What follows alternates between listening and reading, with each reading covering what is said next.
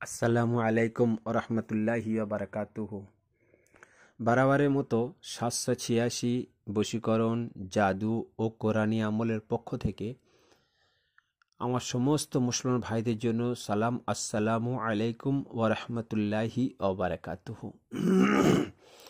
আর আমার অন্যান্য ধরনের ভাইদের জন্য রইল প্রীতি, শুভেচ্ছা ও বুক ভরা ভালোবাসা।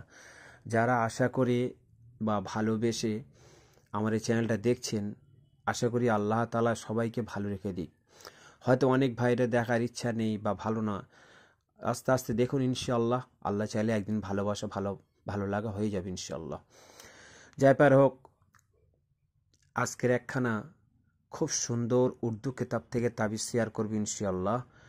যেসব বাচ্চাদের বয়স একদম জন্মের পর থেকে 5 বছর পর্যন্ত বা 7 বছর পর্যন্ত, এইসব বাচ্চারা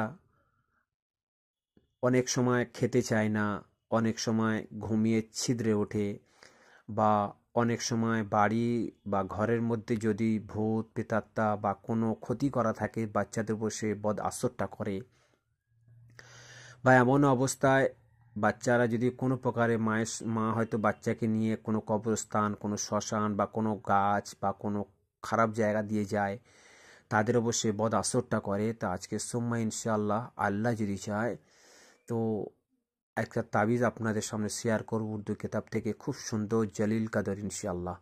এই তাবিজ 3খানা তাবিজ আপনারা যদি একটা পার্ট টু পার্ট ব্যবহার করেন তো সোম্মা ইনশাআল্লাহ এসব বাচ্চাদের কেউ কোনো দিন ক্ষতি করতে পারবে না।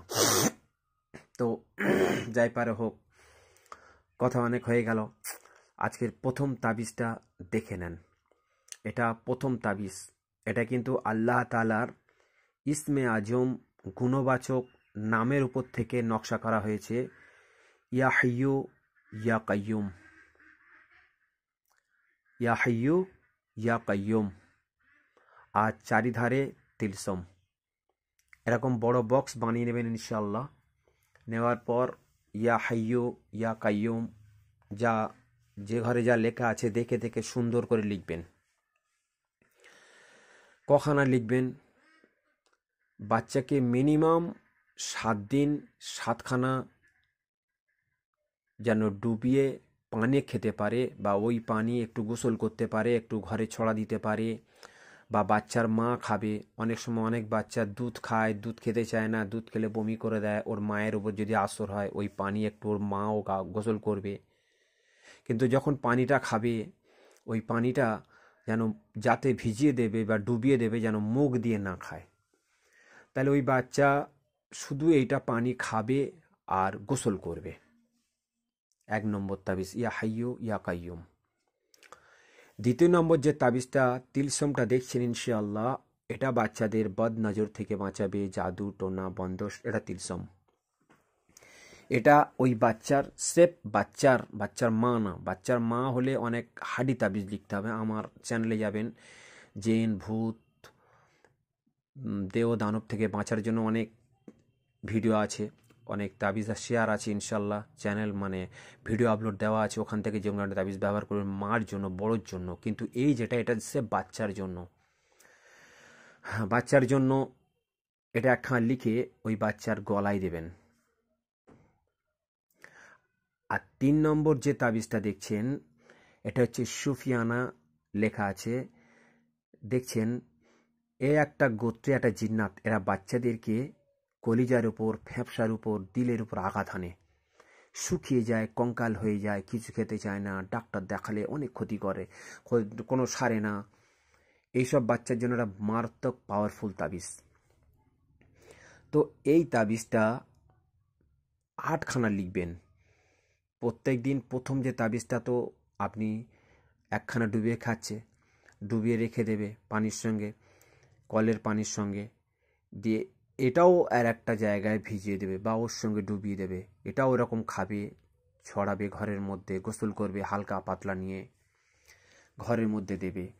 আর যাক, এবার লেখাটা বলি তার আগে, যদি আমার চ্যানেলটা ভালো লাগে, যদি ভালো মনে করো বাচ্চাদের তাবিজ ভালো, তাহলে আশা করি এটা কমেন্ট করবেন, লাইক করবেন, সাবস্ক্রাইব করবেন। আর এরকম ধরনের কাজ আমাদের আমরা অনেক করে থাকি ইনশাআল্লাহ।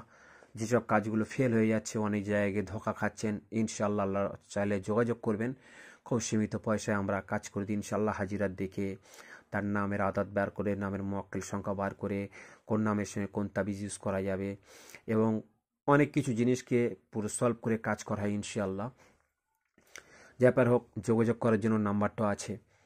তো এগুলো প্রত্যেকটা তাবিজের নিচে কিন্তু নাম লিখবেন সুন্দর করে নিচে, মানে আরবি হরফে হলে খুব ভালো হয়, নাহলে কমসে কম বাংলা হরফে। কিন্তু দুটো তাবিজ, প্রথম আর সেকেন্ড, লাস্ট তাবিজের নিচের দিকে দেখুন এক জায়গায় দেখছেন কাজা অকাজা বলে একটা গোল দাগ দিয়েছি নিচের দিকে দেখুন। ওই জায়গায় কিন্তু বাচ্চার নাম, ছেলে হলে তার বাবার নাম, আর যদি মেয়ে হয় তার মায়ের নাম লিখবেন ইনশাল্লাহ। বাকি তাবিজ তিনটে সামনে রেখে আমার যে জাগানি মন্ত্র আছে, ওই জাগানি মন্ত্র আপনি দিয়ে জাগাবেন ইনশাল্লাহ। আগামীতে চেষ্টা করবে ইনশাল্লাহ। আপনাদের কমেন্ট ভালো হলে বা এর ওপরে কী তাবিজ দেব ইনশাল্লাহ যদি শেয়ার কমেন্ট করেন, ইনশাল্লাহ চেষ্টা করব। আর যদি এই ছোট ভাইয়ের চ্যানেলটা ভালো লাগে সাবস্ক্রাইব করবেন ইনশাল্লাহ।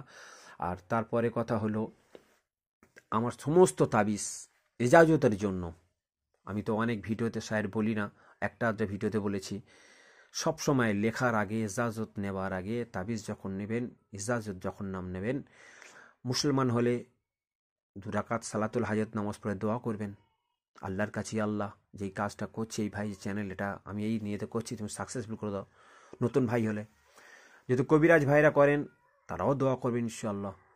আর লেখার বসার আগে যতটুকু সূরা কেরাত জানেন একবার করে পড়ে নিয়ে জনাব মুহাম্মদ রাসূলুল্লাহ সাল্লাল্লাহু আলাইহি ওয়াসাল্লামের রুহের ওপর, এবং যত সাহাবা, যত সাহাবি, আল্লাহ নবী স্ত্রীদের উপর, এবং পীর, গস, কুতুব, অলি, আউলিয়া, এবং মোমেন যে জিন্নাত আছে, মোমেন যে পরীরা আছে, যারা এইসব কাজগুলো হেল্প করবে, যাদের জাগানোর মন্ত্র দিয়ে জাগাচ্ছেন, তাদের মধ্যে যেসব মোয়াক্কেলগুলো আছে, এদের নামে দোয়া করবেন, একটুখানি সব বসিয়ে দেবেন, দিয়ে কাজটা করবেন সুম্মা ইনশাআল্লাহ। তা আগামীতে আবার দেখা হবে। লাইক কমেন্ট করবেন। আসসালামু আলাইকুম ওয়া রাহমাতুল্লাহি ওয়া বারাকাতুহু।